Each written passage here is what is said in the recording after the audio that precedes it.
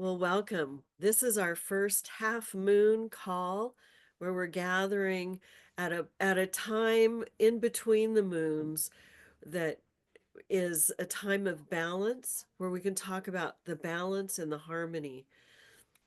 Balance comes in if you think about a teeter-totter, balance is when you're both at the same level.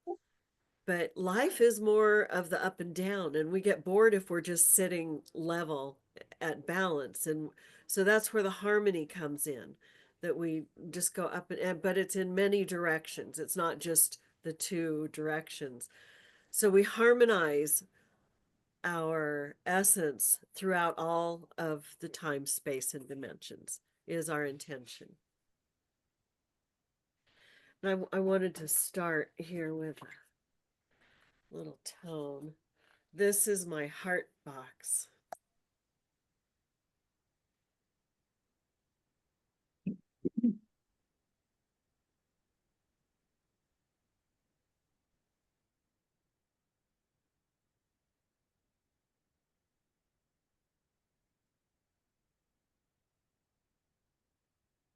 Let's take a deep breath together and hold it and exhale. Another breath in, hold, and out.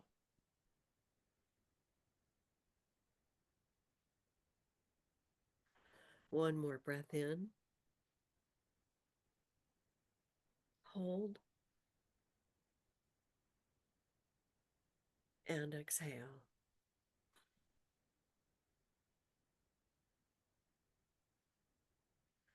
So we are a group of women who have explored our inner realms for the most part, I believe. And we are a group of women who know the value of coming together and the power of our united voices and our united energies and intentions.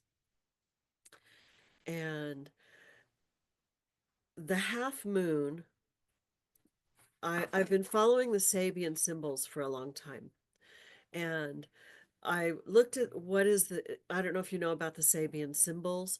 The Sabian symbols were channeled by Elsie Wheeler in the 1920s and 30s. Um, she brought through just an image for each degree of the zodiac. And I've looked at them over the years, and every time something happens, they match what's happening in the world. So the Sabian symbol for the last new moon was a man becoming aware of nature spirits and normally unseen energies. So this man for the new moon, so the energy from the last new moon to the next new moon is about this man becoming aware of unseen energies. What a perfect time to start a work like this. The energies for the full moon coming up are, it's a full moon, but the Sabian symbol is a new moon reveals that it's time for people to go ahead with their different projects. So the mind of man seeing more than is physical, and then us all getting involved in doing our projects. Well, the symbol for the half moon, this today moon, is a mother walking her children up the stairs. So the mind has opened. Now we're going upstairs, we're rising up, and our intention here is to hold a field that will help lift all of humanity. It's, excuse me, it's not so much nature and earth that need it, it's the human mind that needs to rise up. And I think we've gone about as low as we can go. So there's nowhere to go but up now. And Kelly, thank you for your presence. Um, I had asked Kelly if she would bring harmony and play with us, play for us as we go into the inners. Excuse me.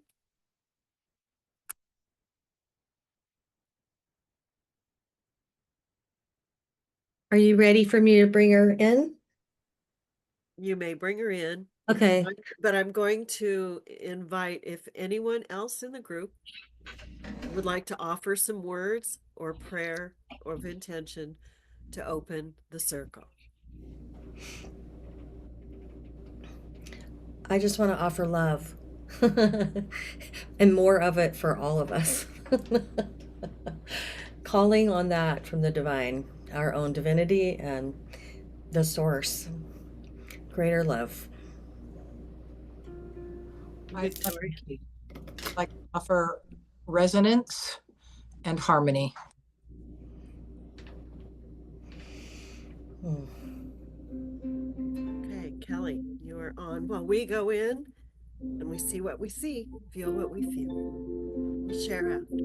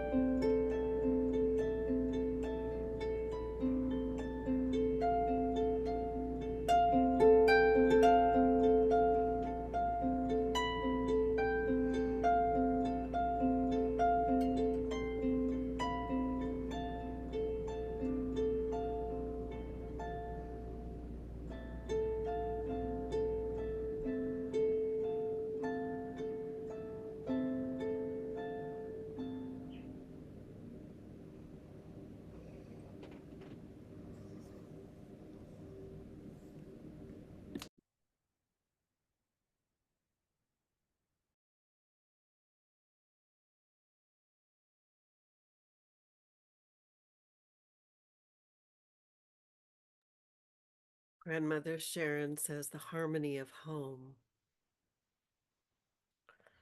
I experienced the stairs going around the earth and mother calling the children, come, come, calling the children, step up. It might be look like a great big step, but you can do it. You're big enough. You can do it. And there were feathers flying everywhere. So I just like to open up for sharings and conversations about this.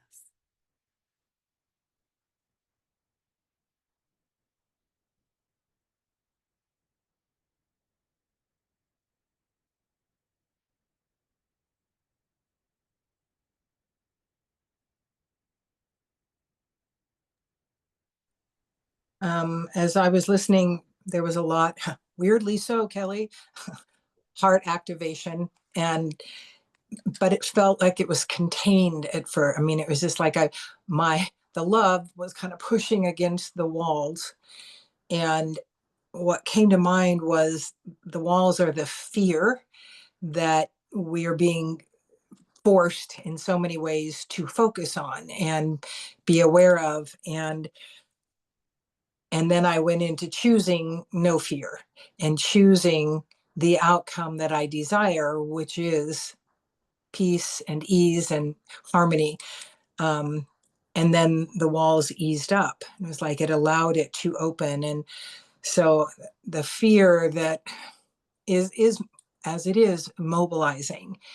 Um, and I experienced, I work actively not to live in a lot of fear, but I was listening someone about and a scientist about the future of the human with more technological things implanted in the body, in the idea not like titanium knees but chips, and to kind of help us along. And what happens is that then our body goes, oh, okay, I don't have to do that, so we become less human. That was the point of that. Brought, it's just like, oh my god, my grandkids and then their kids. Um and then I went back to the choosing no fear and the power that we have in stopping that in love and in our intention. The how will also put me in fear because my mind is too small to understand how, and I don't want to focus on the how of anything, but be claiming as humans, as grandmothers, with the power of love, which is the most powerful, that we can shift the tide in our focus on love and our focus on our divine energetic power in us, and then sharing that out from us out as the ripple effect. And so then it eased up. The fear kind of released and allowed the love to come, but became real clear how much it binds us, even though I know that. I felt physically that until I went and addressed that, and then it was able to go, and the love was able to travel out. I love that. It's so important to witness whatever it is in in those spaces. You were able to witness the fear, and by witnessing it, it could dissipate. I love that. Yeah. Someone else like to share? Joanne? Yeah. While Joanne's coming on, I just want to say that Josie Ann is on her phone and she'd like her name to be in the circle. Anyway, thanks for having me. I know none of you know me, but I live in Portland, Oregon, and I have one daughter and three grandchildren. And I'm currently working on my third book, and I love your theme about seeing beyond the physical, because I've been interviewing my dead mom and grandmothers for this book, and it's about generational wisdom and healing all the crappy patterns that come down through your generations and stuff. And it's been a very powerful experience. And your theme just adds to it. And I thought, oh, people are going to think I'm really weird for talking to my dead ancestors, and I don't think it's weird at all. And I'm finding that most of them are not finding it weird, and it's really cool. And I'm also because it's also, they've provided messages for me to share with future generations so that the healing goes forward. And already my daughter is having some healing experiences, and my grandmothers are having healing experiences. And it's like, so this is the perfect, it's like, my daughter, I think I had years before the book, The Grandmother's Council, the World book. But then I'd kind of forgotten about it, and my daughter gave it to me again for my birthday last month. And it's like, oh, and so now, and that's probably how I found you. And as also, I'm, finding similar books to what I'm writing. And it's like, anyway, I'm in the perfect place. So thank you for having me. And that's all I needed to share for now. Thank you, Joanne. So those of you who came late, we were in for a few minutes with Harmony playing and seeing what the realm was. I'll just give a quick update.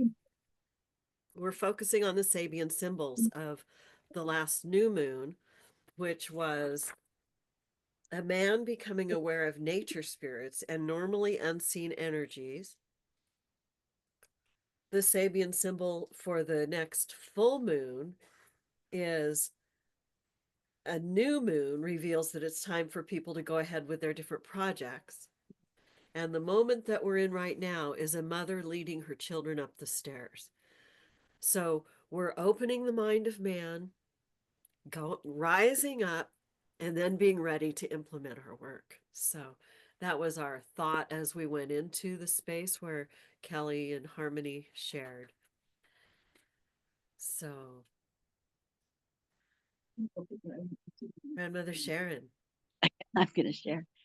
As you see, I'm not at home. I'm in the mountains, and intentionally loving being here in the mountains and connecting with you. And so many on this call are doing exactly what this energy is about and have been doing it, connecting to heal our old trauma, bringing forth the truth that what we see is a very limited amount of the truths that are out there. The beings that are out there is so beyond our ability to even imagine.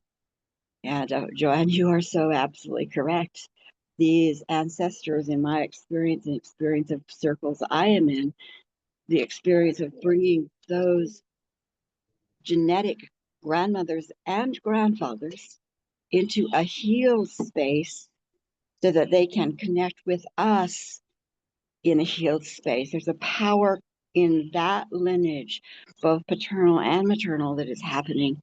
And it is the time to be looking for not just your project, what are you being called to create into the world, but also being supportive in community with others who have similar values. This is community gathering too, like never before. So doing energy work I've been doing for 40 years, I've watched the greater galactic worlds shift and change in ways that are supporting what we're hearing at the tip. So I'm just really grateful to be here. I didn't know if I even have Wi-Fi, but I'm going to go back and let you see the trees as we continue. Thank you, and blessings to all of you. No, thank you, Grandmother Sharon. Blessings. Yeah. I'm so glad you're here, Grandma Sharon. Thank you so much. Love you. So appreciate your longtime journey and observations, and welcome, Joanne, and all of you. I have deep resonance in the expansion of everything we're going through right now. About a year and a half ago, I got asked by the Divine Mother, Sophia, to teach a course with her, which was kind of a mind blow for my consciousness, but it pales in comparison to where it took us. So um, going on journeys with courses and classes now with students for a year and a half in the expansion of remembering. And we literally have been offered entry into original temples of light with her. She bends time and we enter into ancient temples of remembering. And what we are doing in the creative energy of this creation field called New Earth is being able to redefine the original light. The original song lines of creation are coming up to the surface. When a song line's asleep, we forget ourselves. And when they wake up, we remember our true selves. So a big shift happened at the beginning of this year with the rose lines, which is why I'm also leaning into the rose, because the mother is waking up the original songs and these original lines of consciousness that were here at the beginning of creation when creation was pure. And at the same time, with New Earth, we're actually bringing down New Heaven.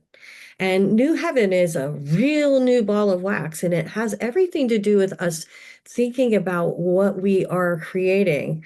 And so we're at this time of great expansion and awareness and higher bodies. I hold big hoops for ancestral healing in my deep core work that I do with people, integrating them to do foundation, to come home to who you are, meet your archetypal map, be able to be a whole full self so you can plug in your light. And to me, that's the promise Gandhi spoke of, which was if you want to change the world, heal yourself. So I'm a firm believer in heal thyself, and come into your self-empowerment, your sovereignty in order to land in. And as many keys or diamonds as we can get plugged into the earth, the better. And so many of us are doing ascension and ground and foundation work with our students and clients to help them become their own fountains of light for the betterment of the world, because that gives us the opening to share our light. What's beautiful about this topic you chose, and we're discussing about these unseens as well as the idea of beyond our bodies, is that we created as a humanity a new consciousness. That's what AI is. And the biggest challenge we have right now is that we don't understand what it's doing, and we don't know what it's going to do to us. And there's so many big questions that border on this could be self-destructive, or this could go into something that's really going to help us all evolve. And we're at a time of needing to actually make some decisions. You have to think about it as we're a parent to a baby, and the baby's so big and expanded, we don't even know how to parent it. So how do we parent what we've created? And so these are the big questions that we're all needing to ask. Like, how do we parent this? Where do we set boundaries? Where do we set rules and agreements? Like, we will never allow you to be made into a weapon. That would be a great rule, right? For all countries and the United Nations to adopt right now. And I really hope I get to speak there about this, because it needs to be spoken. And it needs to be spoken by grandmothers, wisdom keepers. So I'm making plans. So I believe that this is a very important time for us to really pay attention to what we're creating. At the same time, we're in this incredible journey with the expansion of the Earth and the warming up of our solar system and everything in our quadrant of creation that's participating in the heat. And because of that, we're having new experiences environmentally that we're challenged with that are affecting health around the world. Increased disease, sickness, and cancers are off the rails. And it's not just what we do with our bodies and our daily lives that are causing this. It's environmental connection. And it has a lot to do with what's raining down on us that we don't see. And then the awakening in us is causing this rapid expansion of awareness, and people are beginning to see things and notice things, their higher bodies. Maybe they're seeing the ghosts or spirits, suddenly not knowing what that is. And so the awakening is causing a lot of people to open their eyes, see and notice things. But in our culture, we don't have a whole lot of public knowledge being spoken out loud by it enough. And the degree to which people are waking up and the degree to which they're getting to support is really like it's frenetic. So the need to ground and call to your children. So this is something I've learned from Sophia. You are all mothers of more than the children you've born here. As souls that are old or ancient, you have children everywhere, all over the earth. So Mama is saying for us, grandmothers, call to your children because they need you now. All of the children of the earth are crying. I don't know what I'm doing. I don't know who I am. I don't know what this new thing I saw in my body and I look like this and I don't know what that is. And am I crazy? Or do I need to go to the hospital? Do I need medication? Or do I'm just going through a spiritual emergence, right? So it's time to call to our children to bring them to us to tell them, I'm here for you to guide and assist. I'm here to help you cipher that. I'm here to support you to know you're not crazy, that you have incredible gifts, and that what you're seeing, we can figure it out together. Let's go in and listen. Let's see what that is for you. Let's find out what you've just seen. What is it meaning to you? What is spirit saying it means to you? What are your guides telling you? Do you know how to talk to them? Oh, well, let me show you. So our children need us. They need us to teach them how to be. And that is the power of the voice of the grandmother right now. And our world needs us more than ever at this moment because we're not only going through changes with the earth, but we're going through changes with our evolutionary course.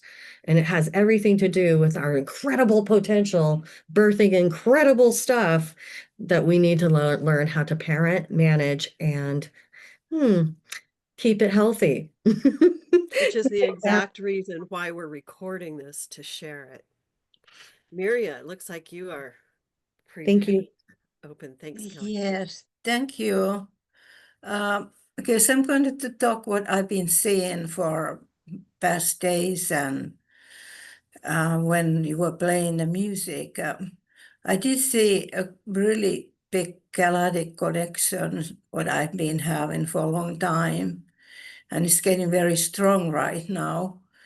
I saw ships of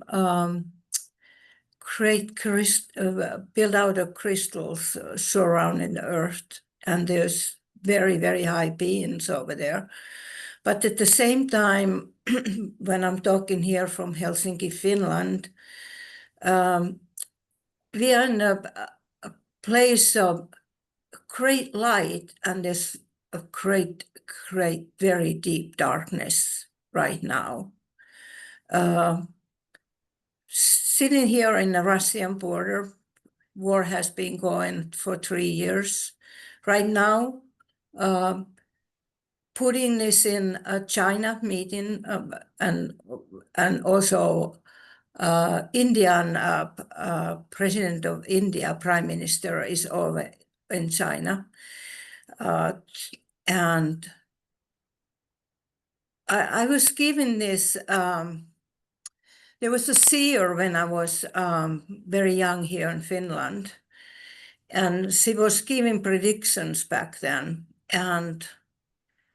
And one of the predictions she gave that, that China would be the one to start the Third World War. And right now, I think we are just in that point that, anything can happen. Like we have this great light, what you're talking about, and at the same time in here, in this earth, there's more and more arms to be built, everybody's, making more and more arms because the war is just going and going. And I hate to bring you down from there, but I also saw the great light over there. So it's like a yin and a yang happening right now. And where is going to dip? Of course, I'm looking for, I believe in love and I believe in peace. But yes, that's what I saw. And I'm really hoping for how to turn, because when I was reading about the man getting in touch with, I was thinking, are you talking about man? Like the man, I think the it's humanity. Yeah. But and I was thinking how to turn these men around. these men who are creating a destruction. And really it might be a man rather than Yeah, just humanity, because it is the man system that has created what we have right now.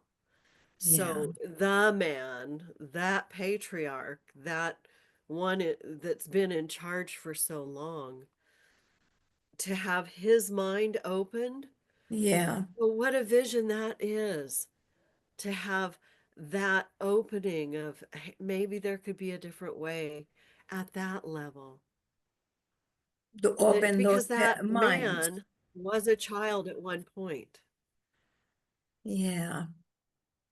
I But also, I saw the great, great, great big crystal ships, and I've been feeling them already for many days now. yeah, That there's you know, this big comet that is coming, they say mhm, that it's Right? not a regular comet. It's coming from mhm, other uh, mhm. other places, not It from our navigates. galaxy. Yeah, that navigates. It's not just blowing through the air. It can turn left and right. Yeah, Yeah. I wanted to just share, reflecting off of what you were sharing, how beautiful. Thank you for what you've said. Divine Sophia talks about this time as the great purge. yeah, And what you were alluding to also in the yin yang is that shadow is beyond just there's a natural aspect of shadow, she says. There's the shadow and light, which is our self, our unconscious conscious self. But she said mhm, there's an aspect of shadow that's purging from creation in this universe that she's here to help clean up. And it goes beyond just the shadow and light of the self. It's about anti-life. Anti-life is antithetical to life, and it's also the true definition of what darkness is. It only takes, it doesn't give. Everything else with shadow and light that you refer to as like yin yangness is reciprocal. It's give and take. And that part of our shadow can actually learn and evolve and co-create with us and awaken and be educated. That's part of our shadow that's natural. But anti-life that only takes and consumes and never gives back is a darkness that was like a miscreation that came into our universe that is purging out. And it's mhm, purging out in a lot of different ways. And it is seriously scary at times how dark it has gotten. And it's a big part of why the God source is here helping clean it up, because it was like something in God's creation got away that maybe shouldn't have ever come, but it's here and we get to all learn about it, with it, and from it. And of course, embracing the lessons of all life and all life gives. But at the same time, some things really shouldn't be happening with darkness the way they have, to the point of being grotesquely damaging to human forms and to people and to life. And that is something that is going through massive reformation from a place of species integration. She's, as a holy part of life, integrating and changing many species in the universe that affect even us. And we, as a species, are going through human evolution. Right. And that re-evolution, many people I've talked to, I mean, maybe some of you feel this, like, do you ever feel like your body's changing and you're becoming a new body? And I talk to person after person who says yes to feeling that way and noticing their whole genomes, all their cells are changing. Something is changing us. We are becoming something. We are becoming something different. And that light is also part of this. And I do think that's all going on simultaneously here. And it's intense, isn't it? Meredith is saying that righteous anger with love, this voice is going to need to be male, and that she has noticed their dogs and cats responding differently. The animals are changing. The hummingbirds were the first species to change into New Earth, and it's going through all the different species in a different way. I have experienced that there may be different species that humanity comes through with this. This may be a species split. What I received was Homo spiritus, that we're our chakras change and we get our co-creation up here, and there's a whole process for that to become Homo spiritus, the body filled with spirit. Other friends have said it's Homo luminous, and it's the light within the body. And who knows? I trust that whatever people receive, they're receiving it for a reason. And I know that my species has become Homo spiritus. And it's, we are open to the changes, and there's never been just one species of humans. There's always been several different ones, and now science is finally proving that. Leon, would you like to share? No, I don't really want to share, but I was going to type a message because what you are talking about is what Sharon has been involved in for many, many years.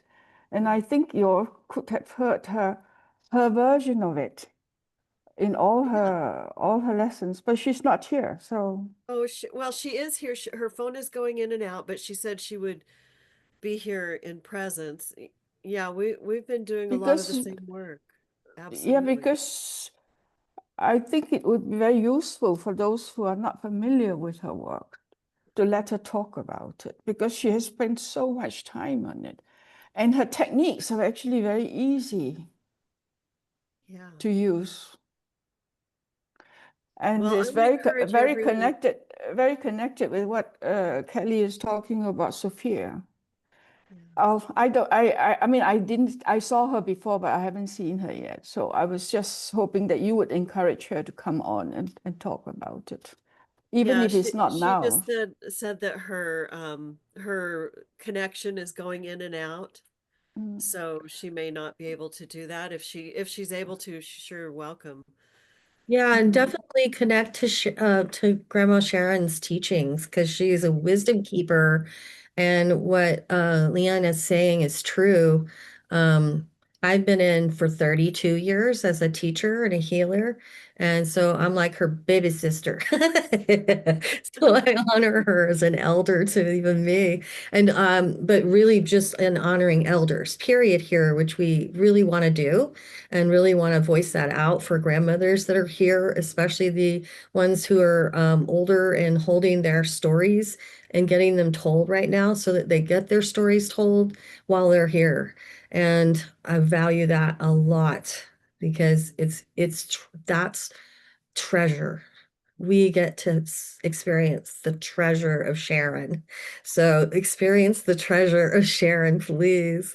And I also wanted to say, Sophia has called in with the light of many of us who are praying for peace, a galactic armada around the earth to prevent certain cataclysmic events from ever occurring again.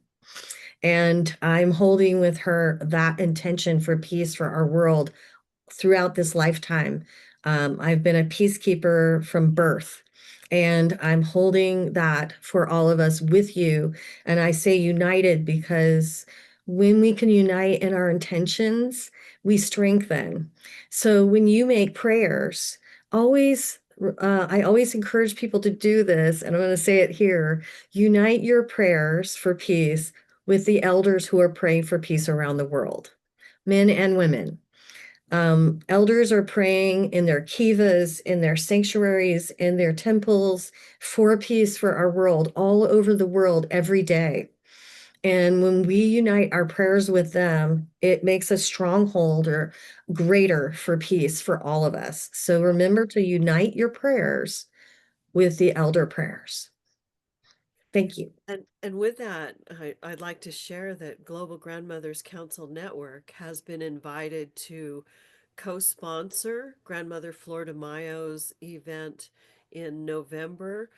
Um, oh, and I was going to have the name of it here with me, and I don't have it with me, but we've been invited, and we're going to create a special magazine for them with Grandmothers Magazine. We're going to publish a magazine for their event with all the elders that are coming from around the world in November in Santa Fe.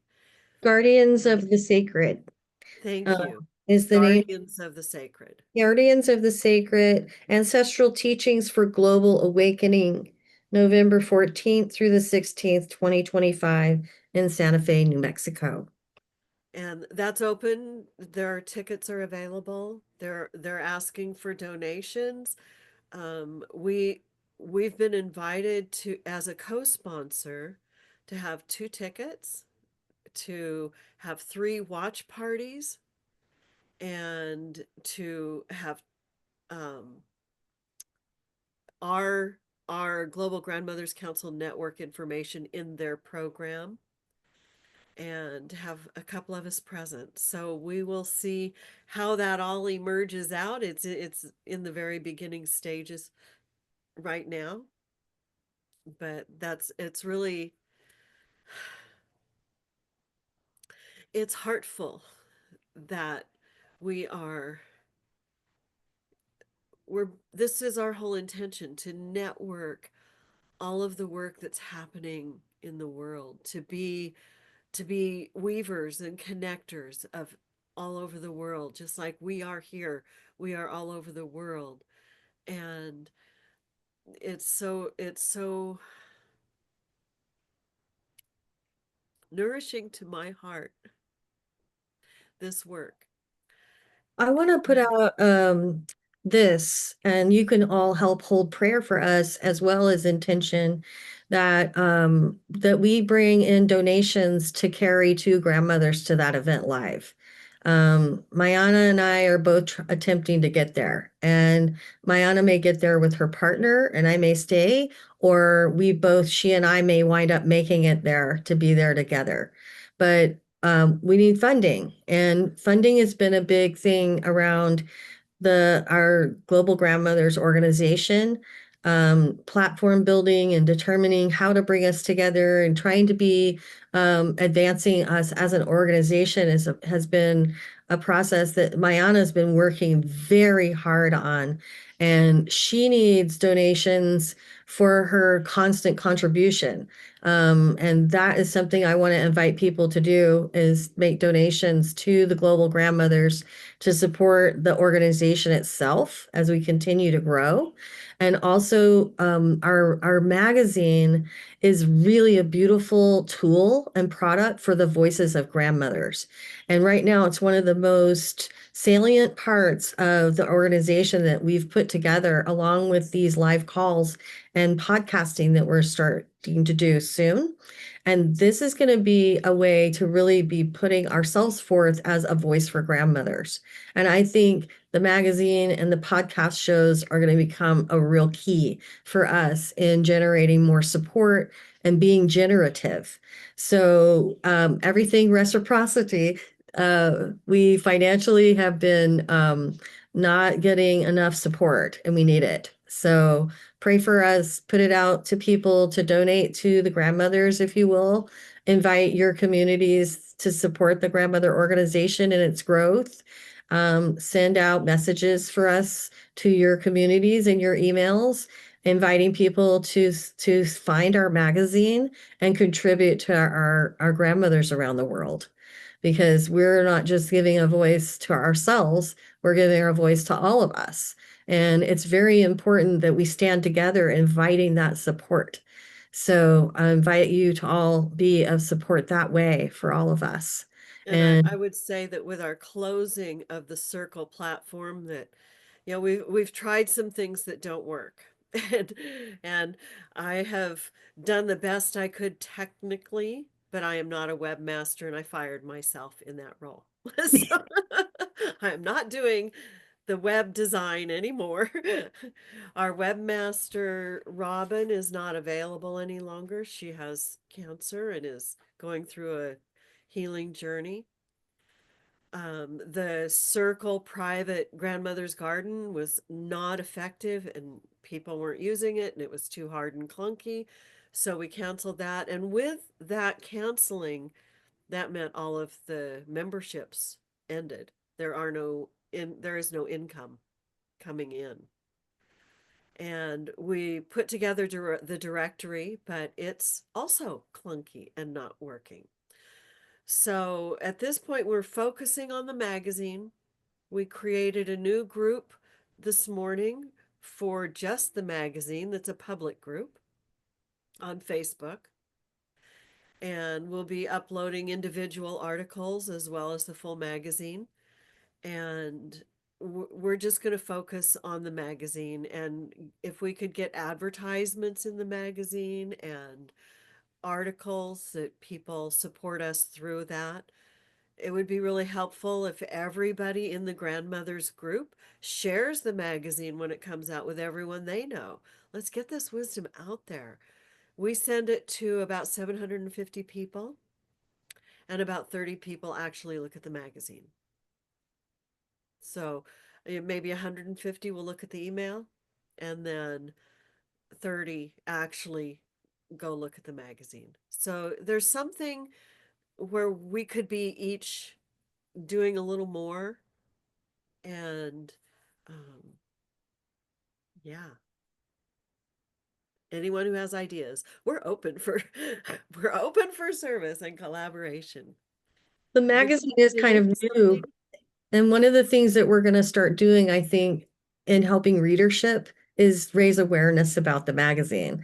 And it's a big part of what's, I think, been missing is coming out to speak and talk about it and share with people more. And I think our podcast show will be an arm for that, to really put that out more. So I'm anticipating that readership is going to rise, and so will paid ads, which will also help us to be generative. And the magazine's a hot product.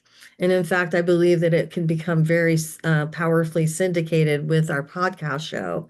So it's got a lot of potential. And if it gets large enough and has great enough readership at some point, it could become a printed magazine. That would put it on the shelf at grocery stores and everywhere around the world and become a real, actual living, breathing thing you can pick up and read, which would be far out, right? To get to the place where we're not just a digital magazine. So it's got a lot of potential. And yeah, I think that's going to help us. And it's like I said, we're coming together with it. So, and firing ourselves and hiring experts, we need that. But we can't hire experts until we have the funding. So So we need Victoria, the did you have funding. something to share? I really, not about the magazine. Yeah, no, Just no, that's a little ways back, but I don't know if you caught what I caught when, is it Mirja or is it Mira Noland? Miria. You're muted. Miria. Miria talked about the crystalline ships. Yeah. Kelly spoke about the Galactic Armada. And Yes. different people, different parts of the world seeing these things. And that was it really stood out to me. I mean, that's a very lovely and comforting energy there, that it is being seen by then the same thing, different words maybe. And I love the crystalline ships a lot just because I'm a bling girl. So yeah, just what we want to hold on to, the possibilities. And yes, and then back to the growth of grandmothers. We've talked a little bit about, Mayanna and I have, what seems to be kind of a concerted attack on the grandmothers in so many ways, with things not working, with people being getting sick and horrendous. I mean, not just little bits here and there, but some pretty big things, and just one thing after another blocking us. So I think of Pages being taken down. yeah, pages being yeah, Kelly had that happen. Pages And being sorry. Gail just had that happen to her.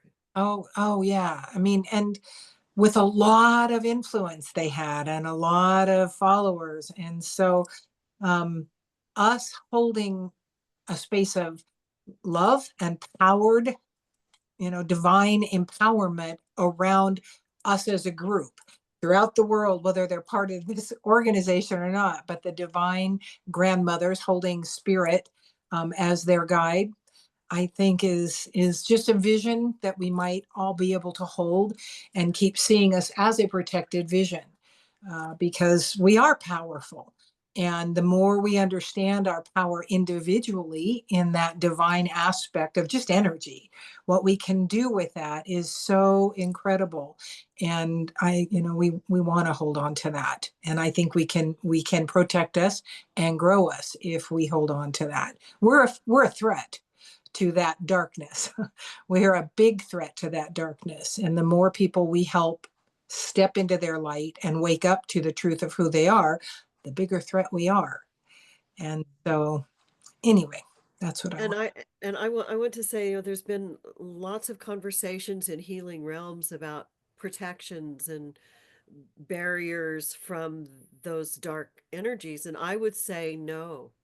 Get bigger, get brighter, be so bright that your light knocks them over. Darkness cannot stand in the light. The darkness cannot come up against the light. We have to be bold and we have to be bright to empower, and we have to be embodied. All of these dimensions are great to be able to play or work in and do things, but we have to be in our bodies fully and in our awareness with conscious intention every moment of every day. Yeah. And the ease of it is that we can remember a visual is one candle lights a whole room. The darkness cannot compete with that. And as we help people, guide people into stepping into their own personal light, the message that has come through me over and over since the beginning of the year is you do you. You do your own work, and we then affect, because we're sharing our energy all the time.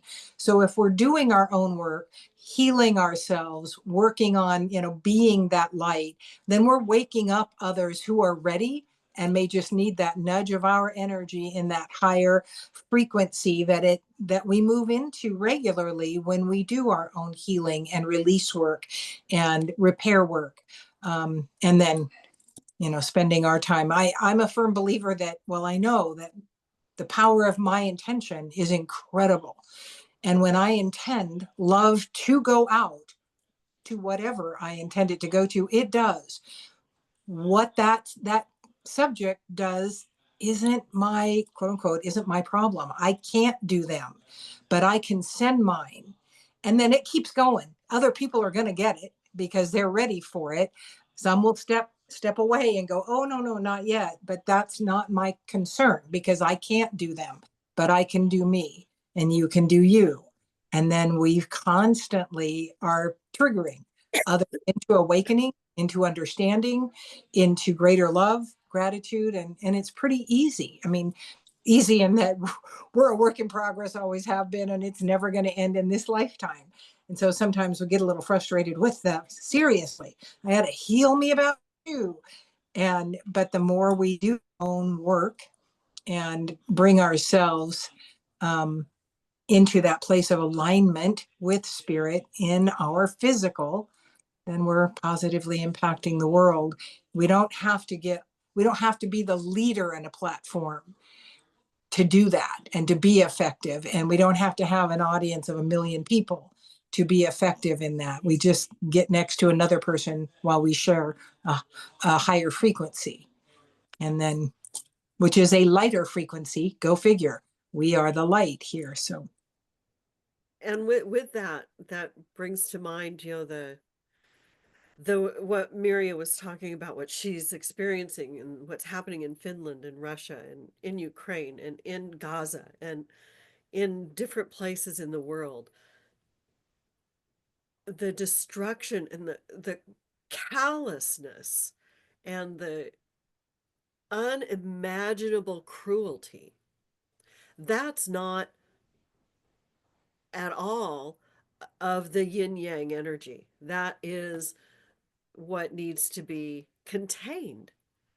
And we can, with our intention together, place containments around those dark energies so they can be contained and removed.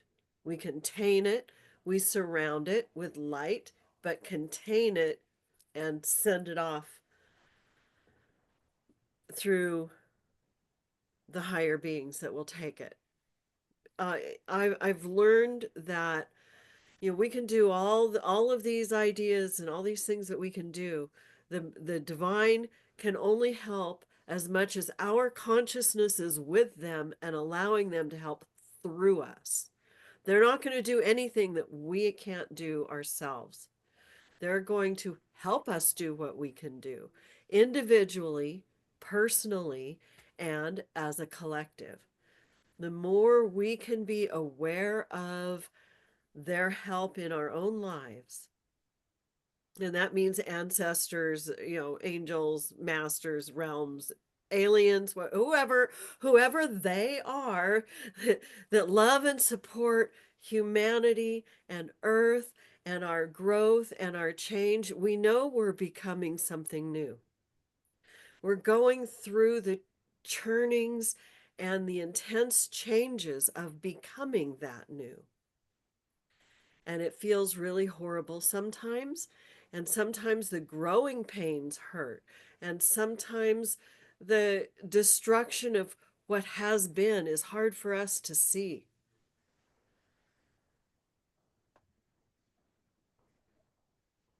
It's hard for us to feel, and it's hard for us to know. But by observing it and being aware of it, whatever you can see and name, you have authority over.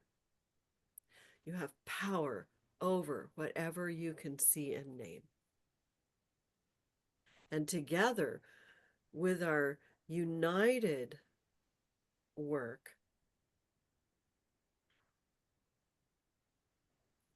I do believe that we can help shift the rest of the world.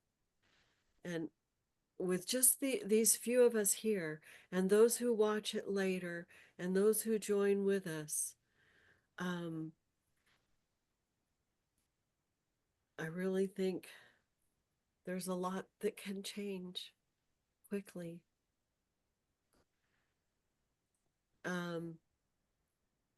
So Kelly typed in, Sophia has great teachings for us about how to work to contain the shadow with light and creation field dynamics. And Meredith says, oh man, that's a lot of work for all of us. It truly feels like going through labor.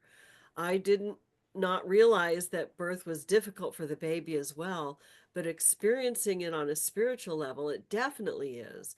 We can help shift. We must. We will. Laborious growth for all beds in Earth's garden. This is intense. And when you're at the crowning moment, this is where we are. The new child is crowning. And that is the hardest moment for both mother and infant. It's also like the dandelion that pushes up through the concrete. I just wanted to say, sorry, Mayana, I didn't mean to talk over you. It's okay. Um, there's something really beautiful to keep in mind for all of us that we're on a mother that is going through ascension, that our whole earth is going through her own ascension journey. And that prior moments of ascension with our earth have happened with us frozen and not really here.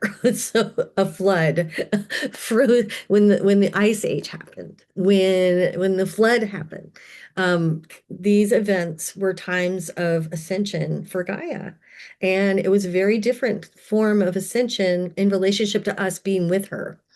This is the promise that we would be allowed to go through ascension with her.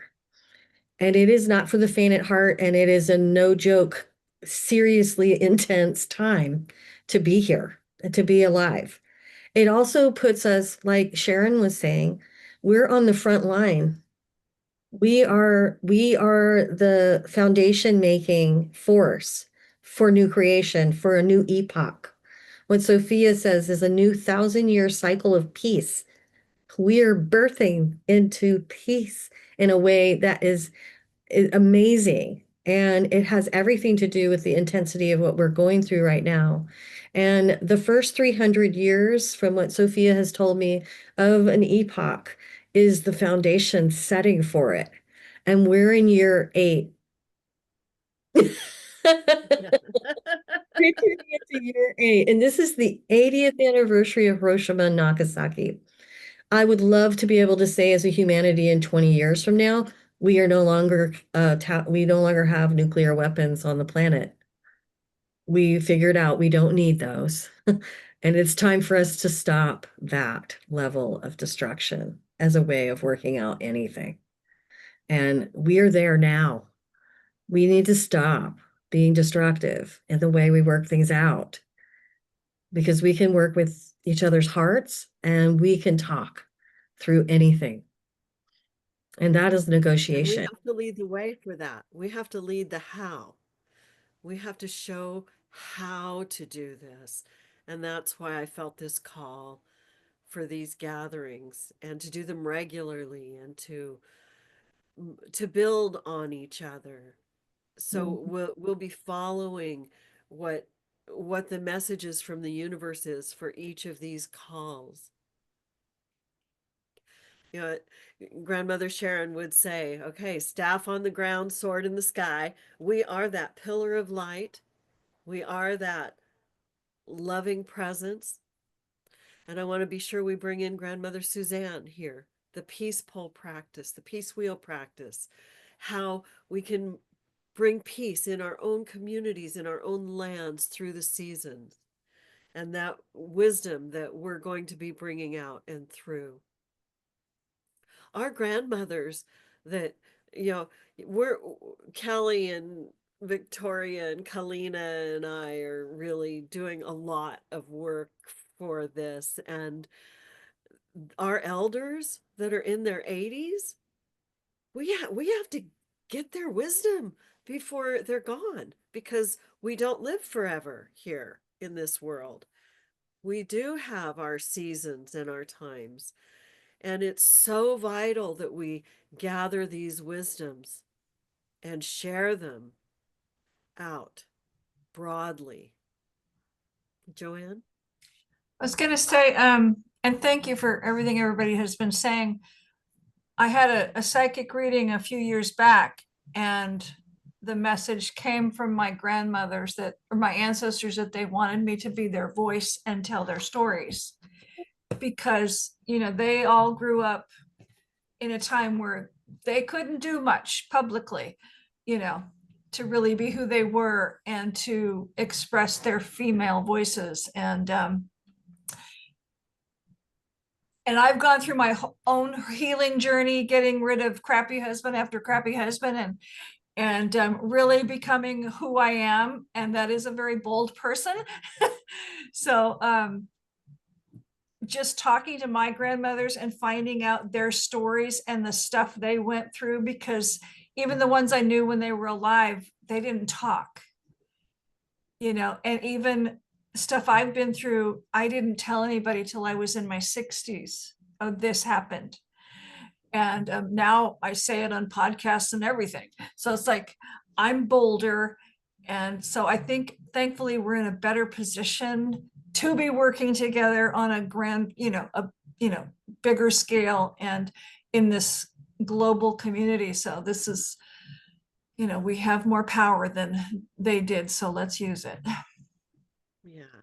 Okay. Happy birthday, Simone. Happy birthday to you, close birthday friend. You are on, darling. I tried it before, so I said, okay, doing it this way is how I'm seen. You know what I noticed was today, I had something coming up, when I was born 53 years ago, I wasn't welcomed. I thought. Well, maybe not from my mom, but when I got shown today, I was welcomed from Earth, from the light family, from the guides around me. And I could, it's like I made the shift from that life and connected over what actually was really there, but I couldn't see at that time. What I notice is we've been living our lives from fear for ages, for decades, for over thousands of years. And we are now making the shift from coming from a place of fear into love. For me, the ancestors aren't about the human ancestors. It's the light families where we come from. It's the wisdom we each of us hold, our lights we hold. So with the lights we shine onto the darkness, it's only natural it's coming up. It's not to fear. What's not seen can't be witnessed, can't be cleared. So it's really, that old game of, oh, fear, and then they stop. No, it isn't working anymore. And I bet it's not only me. We've gone through so many lives with so much shit. Honestly, we have the strength to stand up into our own power, who we really are. And in this life, so many other people are doing that shift. And some of them don't even know what is happening because they've never been on that path. We've been on that path for so long that it's natural to us. Honestly, I would say, yeah, it might be intense, but honestly, I don't feel it as intense because all those past lives in the darkness that have been intense. So what I'm doing now, honestly, is more freeing. Really, it gives me more expansion, and it's really, I would say protection or setting boundaries is a good thing, but not coming from a place of fear. It's coming from a place of, I care for myself. This is my boundary, and you're not stepping over that. And then I can shine my light. And at the same time, I'm accepting other people's boundaries. We say boundaries. It's another word, but it's really, I would say, appreciating the space that they need. And sometimes those spaces overlap, and that's okay if it's in agreement. But what we need to do is really communicate and being proud of who we are. Because what I got in this life is humanity is so bad. Honestly, no. It's like we sell ourselves for short. Most of us aren't even humans. We come from other planets. We've been here for so long.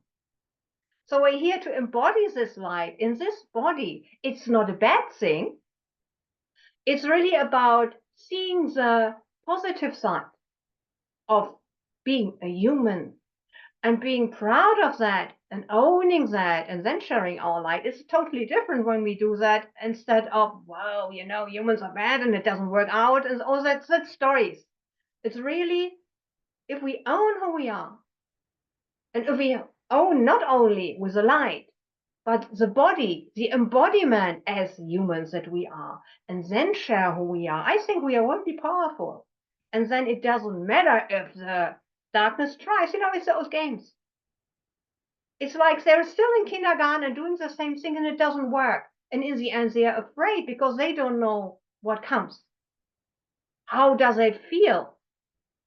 It's like we did in the past lives, like imagining what stuff means about us, and it didn't.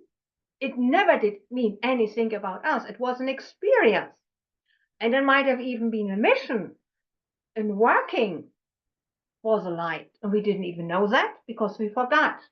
And in this life, you can say what I got is wisdom keeper.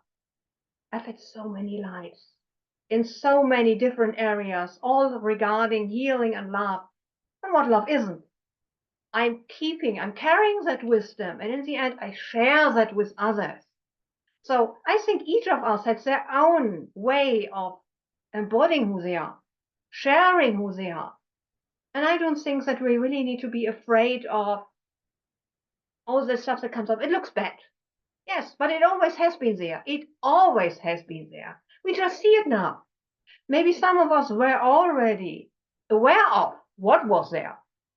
But in the end, it's like, I think the rest of humanity needs to see what we already knew. To really say, okay, that is something that needs to change. I think decades ago, around 86, 89, humanity, all the souls on this earth already made the decision. We're going through ascension. We won't have a war. So whatever comes up in the outside, I think it's very important to not give in to that fear mongering, but stay with knowing it is not meant to be, it's not planned, and focus on what we really want, that we want to have that peace, that we want to make a change, that we want to have a real connection we haven't had for so long, that we want to make a change that really lasts. And with a change is what we have now in the body. It's not something new. It's something old. What we have been before, and it's just coming back. Because now the energy we are in with, us and Earth being an ascension, it allows the body to be who it really is. And really to embrace all of who we are. And we're going through it step by step, and it seems like, wow, scary. But it isn't. I think the most scary things we already have behind. We have already had all the scary things that we had to experience. And what comes now is more of an enlightening, an uplifting. Yes, we don't know what comes. But did we ever know? No. Does it matter? No. We don't need to know. The only thing we need to know is that we are guided, that we are from the light, and that we are never alone, and that whatever comes will be good. And trust in what we feel, trust in our connection, and stay with it. And yes, sometimes we might feel that fear, but it's not fighting it. It's okay, yeah, I know, I get it. You don't know. It's scary, isn't it? And allow that feeling to be, and then just embrace it, and then it dissolves anyway. Because in the end, we won't know. Safety really lies in trusting ourselves, what we feel in our connection with the divine. That's what I notice on my paths. It's really that. And interesting is you get to know more that sometimes it looks like stuff's not working, but in the upper level, and I can feel and see it now more often, it's like, no, all I need is taken care of. So it might take time. Time is a construct anyway, but it will happen what needs to happen. The shift will come. It might not be today and it might not be tomorrow, but it will come. And the only thing we have to do is concentrate on what do I want to do to make a lasting change? And really connect with that. What do I want to do to make a lasting change? And take the steps. And we do that. It doesn't matter what's going on outside. It's a game, it's a play. Let them play. We can hold the space. It's hard, I believe, for us in our humanness to see the things that are happening around us and the fears that everyone has and not take it personally. The important thing I feel is that we, in our own core, each of us, will be so tuned in that in every moment we know what's ours to do.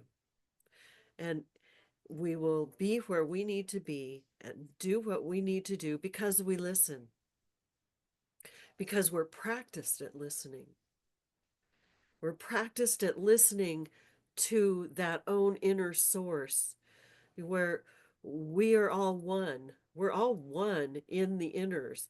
And they talk about the journey is from your head to your heart. Well, once you get in the heart and you get into the core of the heart and you get into that oneness, what I feel is the same thing you feel. We are one there. That's where I know that I know that I know that we have the same intentions. We have the same desires. We all want peace and joy and experiences with our family that nourish and our friends that nourish and comfort us all. We all want all the children to be fed. We all want people to be cared for. We all want women to be free to even speak, which they're not even allowed to speak in Afghanistan right now. They can't even open their mouths. What a trauma that is for the human. And yet, and it's always been hard for me in the big picture to feel like, well, they're playing that role for a reason. They're, oh, this is all a play, and they're doing that thing for a reason. That's Mayana, always been a hard, yeah. Yeah, can I Simone? say something? Sure. You know, I come from a place where I always felt other people's feelings. I took them upon myself. I felt them all. It was a burden. It didn't help me. It didn't help them. So it is important. We are empaths. We know how it feels. But we need to keep the distance, what they feel. Because carrying it doesn't help you. It didn't help me. I had a lot of suffering because of that. And maybe I can tell that because I know. You know, suffering doesn't change anything. When I suffer with them, does it help them? No. I notice it doesn't help anyone. So knowing how they feel still means leave it with them. I don't think it's right that they're treated that way. But don't suffer with them. Don't share the hell with them. I can tell you because I did it. Yeah, it's I hurt myself observation. so much. I hurt myself so much. It didn't bring anything to them, and it really hurt myself a lot. So it I is okay to relate have to the that. compassion, Yeah. but I had to learn to let go of that and really leave it there. I still understand it, but it's really don't share it with them. It doesn't help anyone if we share their health. Instead, focus on what can I do to change that? And I say it only because I did it myself. I did it for a very long time. I did it so many lives that actually I didn't want to be here because it was being on earth was all about suffering. And I know now part of that was because of me taking on the burden of others. But that takes their growth away. It does stop my own growth. So it's really understanding there is a level of humanness. And I know, when we see people suffer, it doesn't feel nice. But then there's a level of soul where we all here have to learn something. And we have to discern. And I think I got it in a way. I can't really describe it. I got taught so intensely that I understand now.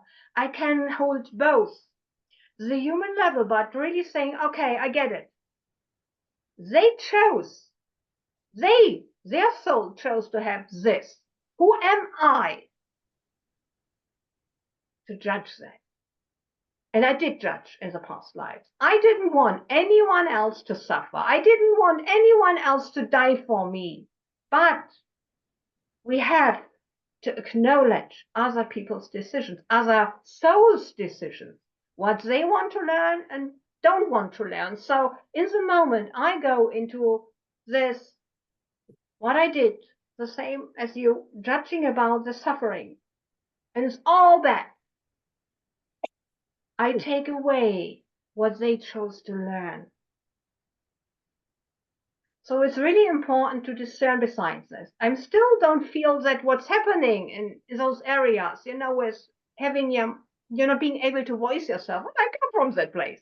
I was shut up so often that even in this life, I couldn't speak up. I'm doing it now because I embraced it, including past lives where I was a woman, a woman with wisdom in a world of males. Imagine I was a threat. And We've they all got been rid of me so many times. But I'm now here. I'm in an age, in an area, in a time, in a land where I, as a woman, can speak up.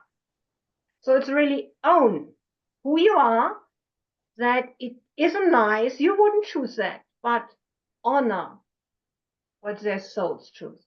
I had to learn it myself. I know it isn't that nice, but it's really, we all come here. Even my soul choose the path of going into darkness and having all that shitty stuff, going really, really, really deep down in rock bottom. And but in the end, I wanted to gain knowledge. I wanted to gain wisdom. I was tracking and mapping darkness and anti-light. So we finally, when the time is right, could clear it all up. And I wouldn't have done that, part of it wouldn't be clear today. Mhm. So it's really important to know what choosing being here in a body really means. That each one of us has an agenda, what they want to learn about. So it's really, you can have it both. The human part of, I don't like the suffering, and that's okay. But at the same time, the soul choose that. I honor that. And I think that, I don't know, I can't really explain if it's easy or not. I did it. Don't ask me Well, if it was easy. I can't tell you. It's just that really that brings important to that let go of suffering. that brings me to, in my own personal healing from fibromyalgia, which I had for like 20 years. Um, One point, well, one day, I went in and I listened to all the different pains and find out what it was and transform it and it'd go away. But one time I was like, what is this pain? Who is this mine? And I heard, no. What about that pain? Is that mine? No. That one? No. What ones are mine? None of them. I was I because as an empath, I was feeling everybody around me. So for me, I learned that forgiveness is I'm forgiving everyone, everything that belongs to them. I'm forgiving it to them. I am for giving everyone everything that belongs to them. And then it's not in me. Along exactly that same thing as a nurse and an empath, um, I have, experienced a fair amount of pain, and it's a few years ago. It was just a bad day. I mean, base in my skull, I thought I could have a diagnosis of fibromyalgia or CRPS and I haven't gone in to get a diagnosis because my thinking is what I have is going to be harder to get rid of. So it's like they can't do anything for him except give me pills I'm not going to take. So I went onto the porch and I started going to every area and asking Michael to cut the cords between me and that whoever is fueling or whatever. So it took about 45 minutes. And when I stood up, and it was just so weird because the number was like, I was in 72% less pain because all of that I was carrying wasn't even mine. And so, as empaths and people who want to help and carers, like Simone said, we can absorb that or we can choose not to. I choose now not to, now that I know what I was doing. But we do have to help people understand the power that they have in their intention and to not interfere, that you do you. I can't do everybody else, but I can do me. And when I do me, others benefit because I'm sharing that, and I agree wholeheartedly, Simone. We've all got reasons we've come. And I can care, and I do. But if I go too deeply into that, then it sucks me under, and I'm certainly no help then. So we have to be very aware of us as sovereign beings and loving others, but not hampering them really by taking or slowing their journey by trying to interfere. And so it's a hard one because we do care and we want no one to suffer, but they had a different plan when they came in than I want them to have. I don't want to be, especially my family, my kids, my grandkids. Like I don't want them to suffer anything. But they had a plan that isn't mine, and so I can affect. I can share my energy, my vibration, but I can't The how, what they're going to do with it isn't my business. The how this whole thing is, going to take place, I don't want to go there, because for me, that's just totally overwhelming. I'm glad the how isn't my business. My business is to hold my vibration in that higher, share that higher, the love. Love and peace and gratitude are the three biggest tools for raising our vibration. And then what we're sharing is more of that, one to one person at a time. And anybody that will listen and take that and make it their own. But I can't, I can hold a retreat and I can bring 10 women together, and 3 of them are going to take this stuff and run. And 7 are going to go, "Ooh, I like that thing." It's like, okay, that's what this was for you. I can't make you take everything. You're going to take what resonates and what's going to help you the most. And so powerful stuff when we realize our power, and that it isn't about us choosing for others. We can influence and we can hope, for ease life for those we love, but they have their plan when they came in for what they needed to experience and learn.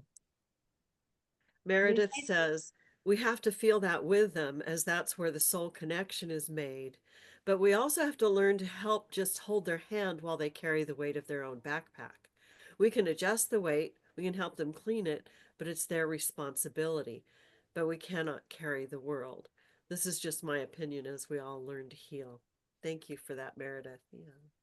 I wanted to share one more thing real quick too from Sophia, because so many of her teachings and lessons to me are resonating through what you all are sharing.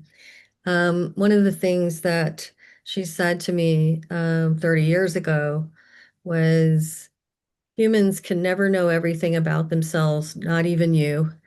And so you only have one place you should stand, and that is to with greater compassion for yourself and others. And she also said that we are not here to help each other. We're here to guide and assist one another. And that if you decide to help someone, you're agreeing to enter into their hell and know that you're being used, and do it willingly. And when she said that to me, she explained that the 4 types of people that we help are babies and elders for obvious reasons when they can no longer help themselves, handicapped people when they're unable to care or help for themselves, and mentally ill people. These are the 4 people you help. Or people who are sick fall into that category too, when you're ill and can't care for yourself. But she said, everyone else you guide and assist to empower them. You want to assist them to find their own power, because their source to self-connection is their greatest ally in life. So these are teachings of Sophia, the mother. She also teaches about compassion robes. And it's one of the things I teach in my class. And by the way, Simone is in Germany, and she's my assistant for my coursework for the last year and a half. And I've never heard her talk like this before. And I'm grinning ear to ear because I'm like, whoa, my student is like, I embrace. That's I'm what happens when you stop so greatly.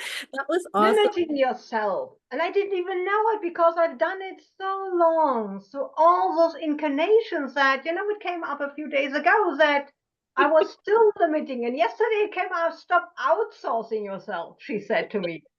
You're Okay. just I know, because I know what's important for me. I know when something says something I need to hear, and when something isn't right, what they say to me. So I don't need being told what to do. I know it myself. I don't need to ask anyone else anymore. It's like, I have my own power. So use it, do it. you're in town. Very interesting. Shining with thank you. Yes. So Mother Sophia taught us about compassion robes. And do you remember that, Mayana? The compassion robes are amazing, because what you need to remember is we here to honor everyone's got their own path. Everyone has a right to decide what to do with their path. So that's what Victoria was speaking of. And amen. I ho, yeah, correct. We have to honor our paths. People are going to do what they want to do with their lives, and we're not here to control each other. So when Sophia offered us this lesson in compassion robes and called in light around us, and the first place you use compassion robes for is to surrender your own burdens. But it's also a place to lighten your burdens, the things you worry about, even the care of the world or the care of others. You're freaked out about whether you're going to have enough money to pay your bills, or the reality of putting gas in your car, or getting around, or feeding yourself today. Those are basic survival things. They come up for all of us all the time, and we bump into them. And so we're constantly having to deal and yield our burdens over to the divine and ask for support, and learning to live in that kind of faith where you trust the divine to really provide for you. And when you put yourself in the compassion robes, you're surrendering to lighten yourself. But then she says you have to put everyone else out in the yard on the other side of your compassion robes and see that the divine is holding them in their own. And it's not only to surrender to the divine for you, but to surrender the divine to the others, to everyone else. The divine light is guiding them as much as we are being guided. And to remember there is a divine source at play here that we get to lean into, lead on, and rely on for guidance, understanding, and higher power. So being able to not have to feel like we're wielding the swords or anything, but really standing in a standing sword, which is the most peaceful place to be, which is standing in the certainty of our connection with the divine. And that's why I lean into the rose. It's like mama's got me and I've given myself over to her. So there's Huh. only one thing here. And so it is. Okay, thank All you. right. Well, it's 4:33. It feels like this is the closing, and Miria's going to sleep. It's late, late, late for her.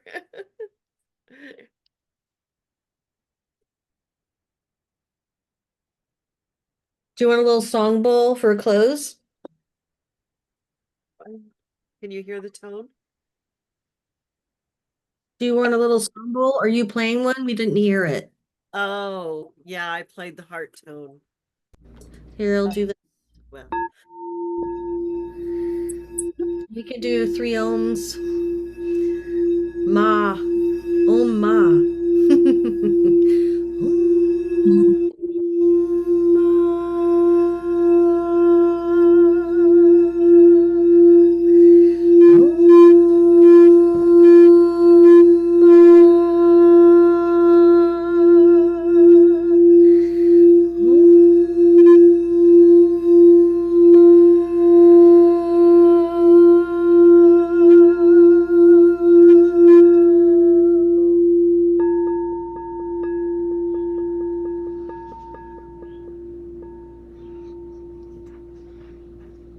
thank you all for your presence, for your heart, for your perspectives.